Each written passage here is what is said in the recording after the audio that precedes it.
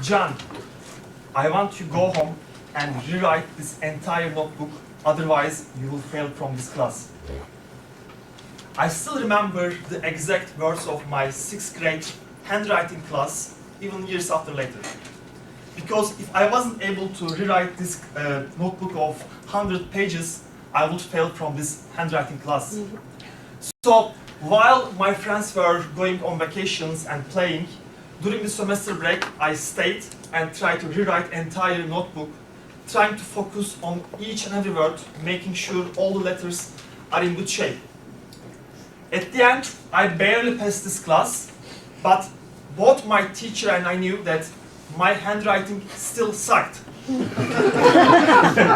Fast forward 15-20 years, my handwriting still sucks. It doesn't matter how many months or years of practice I have, I'm not going to be Picasso or any kind of artist. I wish my teacher at that time pushed me in an area where I have more talent, like maths or science. But that wasn't the case, and this is nothing to do with this teacher or that teacher or developing country versus developed country. This is how we raise our kids. But the research shows the other way. If you focus on individuals' talent, you can create superstars. There are many studies around there, but one I find from Google and you might like particularly interesting is done by Nebraska Study Council. And they did a study in entire state of Nebraska and focused on speed reading. So they picked around more than 1,000 students and they grouped them into 2 groups. First group were reading around 90 words per minute, and the other group were reading around 350 words per minute. Both are okay for 10th grade level. And during a year, this council trained these both groups. They taught the techniques of how to read faster. They showed them the tips and tricks and did many practices. After a year, they re-evaluated both groups, slow group and fast group. Slow group, after a year, changed from 90 to 150. That's a nearly 70% year-over-year increase. What do you think about the other group? The first group changed from 90 to 150, their speeding, and in terms of the fast group, they changed from 350 all the way to 2900. 350 words per minute to 2900 words per minute. It's more than 700% year-over-year increase. That might surprise some of you, but there is nothing to be surprised of. If you invest in your strengths, you will become a rock star. There are many examples, and I would like to share with you which I like, and his name is Kobe Bryant. He didn't become a 15-time NBA All-Star just because he was tall. Of course he was tall, of course he was talented, of course he was a good shooter, but it wasn't enough. He invested his time to invest in his strength in earlier ages.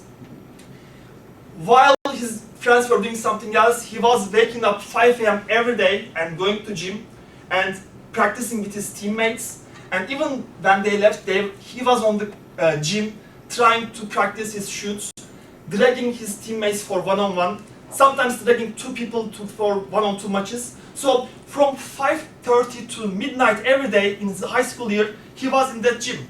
That's how we know Kobe Bryant as a 15-time NBA All-Star or 5-time NBA champion. He was here and he invested heavily to come here. I also realize this audience might be a little old for a professional basketball career or baseball career, but you can see that in the business very well.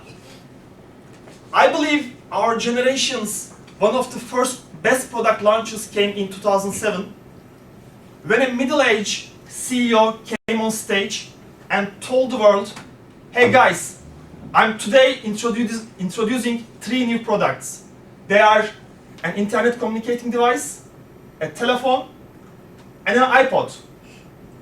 And while we were all waiting to see what is coming next, he told us that these 3 products come and this is called iPhone. That's how we learned iPhone and that's how we respect Steve Jobs. But that presentation didn't come in one day. Of course, he was very smart, of course he was a genius, but it took so much years to create the iPhone and the other products that we love today. He built a computer from scratch maybe 20 years ago, as we all know. I didn't have a chance to meet with him, but I think living here, like most of you, I had a chance to meet with many successful entrepreneurs. And one thing I always notice talking to entrepreneurs is they don't always look at in your eyes sometimes. They look up in the air. It is not that because they don't respect you, it is because they are thinking something else while talking to you. And you know what they think, right? While they talk to you, they still think how to make their product or service even better. Although nobody in the world knows their product or service better, they invest 100% of their time and energy to make these products much better.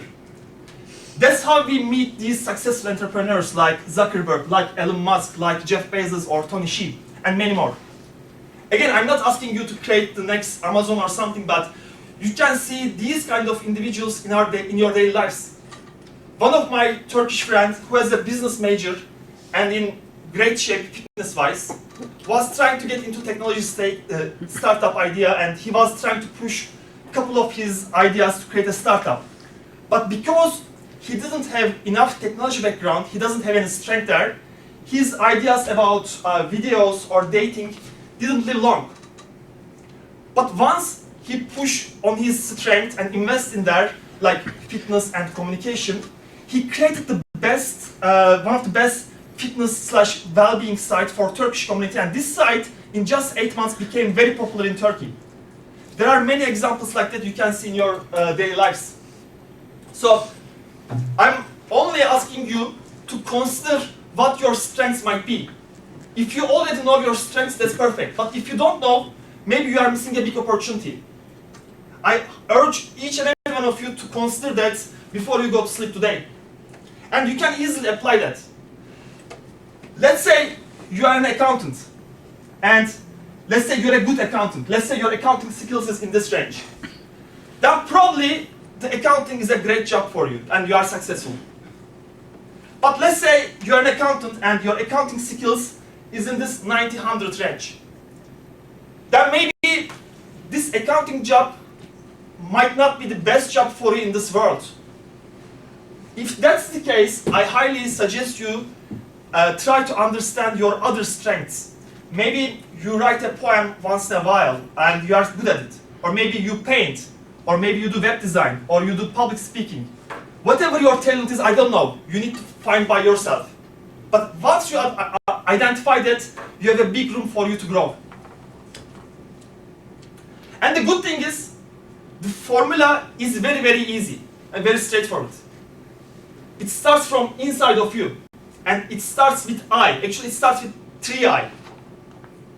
Identify, invest, and increase. 3I. Identify, step number 1, is the most difficult part because I know it is very hard to identify your strengths. But the good thing is, everybody in this world is born with a gift or two. So sooner or later, you will find it. People who found it earlier in their lives, like Kobe Bryant or Steve Jobs, were lucky. But you still have time. You are not late. Second step is the investment, investing on your strength. So depending on the area, you might have different investing. For example, if that is your strength is writing a poetry, maybe you can invest by reading more poems, talking to your local poets, or reading some techniques about writing a poem. But the most importantly, you should take the damn pen and sit down and write the poem by yourself. And then if you do these 2 steps, third step of increasing your success will come no time. Again, very simple.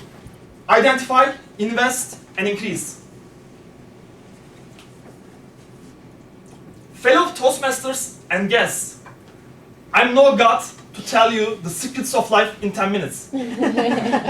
But I can tell you this much.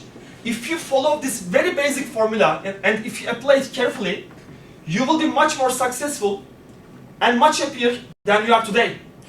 And it will be not only good for you, it will be good for your family and the community around you. If you are not meant to be an accountant, don't stuck there trying to fix credits and debits while you can be a great poet. Do this favor to yourself. Similarly, if you are not meant to be a software engineer, Don't stuck in front of your computer and screen and write lines of code while you can be a great fitness instructor or a singer. Do this favor to yourself.